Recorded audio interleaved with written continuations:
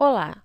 Vamos sintetizar os principais conceitos que aprendemos nesta aula para que possamos prosseguir nossos estudos a partir deste capítulo. Vamos lá? Tabelas. A tabela é um dos recursos mais usados para organizar as informações em uma página, mas para montá-la, precisamos de uma série de marcações que nos permitirão organizar a sua estrutura. Table, TR, TD e TH. A estrutura da tabela deverá obedecer à composição de suas linhas e colunas. A identificação de medidas para a tabela pode ser feita a partir dela mesma, da linha ou da coluna. É preciso ter cuidado, no entanto, para que uma medida obtida não anule a outra. Ao utilizar o CSS, poderemos realizar diferentes aplicações nas bordas das tabelas. Define o estilo da borda. Define a largura para a borda superior. Define a largura para a borda inferior. Define uma largura para a borda esquerda. Define uma largura para a borda direita. Define a cor para a borda superior. Define a cor para a borda inferior. Define uma cor para a borda esquerda. Define uma cor para a borda direita. Os navegadores estão habilitados para abrir diferentes tipos de imagens, BMP, JPG, entre outros, além de contar com os GIFs para pequenas animações existentes no site. Essas imagens poderão ser inseridas pela tag IMG, que, além da inclusão da imagem, oferece outros parâmetros de formatação, como altura, largura e texto explicativo. SRC indica o arquivo para visualização. Width e Height indicam largura e altura da imagem. Alt permite incluir um texto alternativo caso a imagem não apareça no site. Geralmente, as imagens são redimensionadas para um site, ou seja, raramente elas aparecem em seu tamanho natural. Portanto, os valores de largura e altura deverão ser bem analisados para que não ocorra distorção na imagem. Organizar documentos que seguirão para um servidor da web para serem publicados exige que as imagens sejam alocadas em uma única pasta que deverá ser referenciada na tag IMG. Links. Os links são responsáveis pela navegabilidade entre as páginas da web. Permitem acesso dentro do próprio documento ou a documentos externos. Para isso, utiliza-se a tag A, que significa âncora. Para acessar os links de outros sites, devemos informar toda a URL, ou seja, o localizador de recursos universal, para que a página seja localizada. Podemos também inserir imagens associadas aos links, deixando a navegação mais intuitiva. Links entre documentos.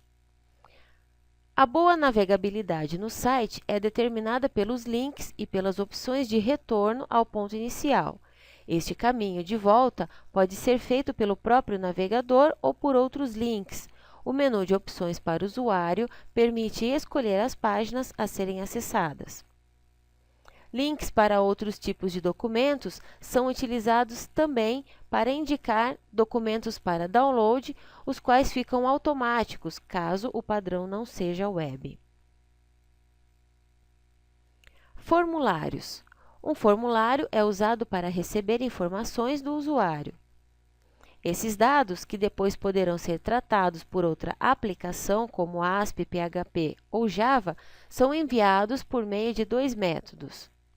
O método GET, onde as informações seguem via URL ao servidor e ficam visíveis ao usuário, e o POST, As informações são enviadas depois que a URL foi ativada. Isso significa que o servidor sabe que, depois de receber uma ativação de URL, deve aguardar a entrada de novos dados, os quais, portanto, não são visualizados na web. Todo formulário tem a tag form, que identifica o início, e /form para sinalizar o fim. Somente o que está entre essas tags será considerado dado válido para o envio. O formulário pode receber uma identificação feita por name, que significa nome. Isso ajudará no tratamento dos dados futuramente. Temos ainda a action, ou ação, do formulário, que indica a aplicação servidora que receberá os dados. Por exemplo, a forma mais simples de entrada de dados é a do tipo text, ou texto, que permite a abertura da caixa de entrada para que o usuário possa digitar as suas informações. Além disso, admite um valor padrão já incluído pelo value, ou valor, que limita a quantidade de caracteres a serem digitados, o max length, que é o tamanho máximo, e o tamanho da janela de entrada, size. A entrada do tipo password esconde os caracteres digitados pelo usuário. Assim como a entrada do tipo teste, os dados podem ser limitados e a janela ajustada.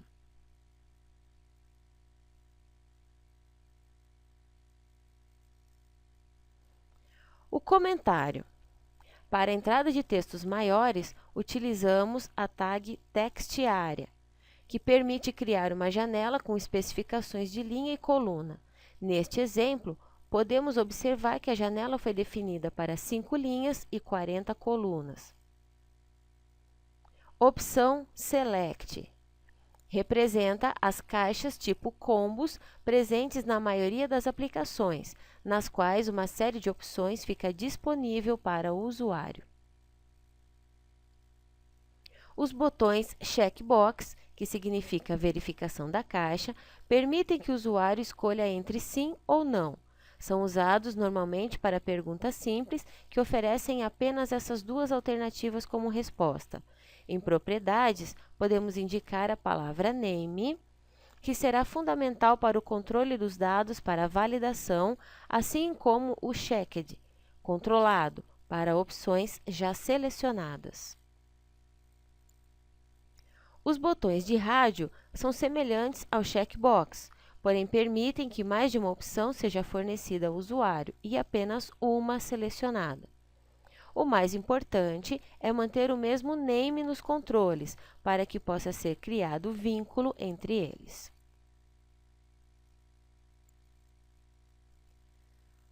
Botões.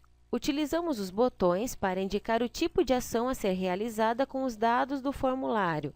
Existem 3 tipos de botões com funções específicas. O Reset, restabelecer, limpa todas as informações do formulário e não envia mais nada. O Submit, ou envio, manda as informações de acordo com as condições do método e do action do formulário. Button, ou botão. Este botão não executa função nenhuma, exceto quando é programado. Isto significa que é preciso desenvolver um código a ser relacionado com o botão. No caso dos formulários, os mais importantes são o Reset e o Submit,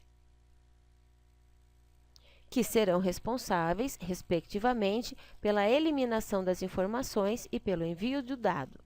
Mas é preciso que o value, ou valor, seja informado para que ocorra a emissão da identificação padrão.